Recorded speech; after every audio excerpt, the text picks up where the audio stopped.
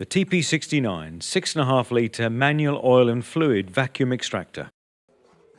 It's designed for the extraction of engine and transmission oils from cars, motorcycles, marine craft, stationary engines and industrial machinery. This excellent device is supplied with 5.8 and 6.7mm diameter suction tubes, which enables it to drain up to 6.5 litres of oil through the dipstick tube. Just run the engine for 5 minutes, connect the probe and push it into the dipstick tube. Now stand on the footplate and pump the handle to build up the vacuum pressure.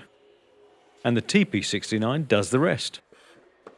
It stops automatically when it's full, leaving you free to get on with other jobs. They can also be used for low viscosity fluids, such as water, making them ideal for draining fish tanks, toilets and sinks. And when you've finished, simply tip the waste fluid into a suitable container and you're ready for the next job. The TP69. Quick, clean and simple to use.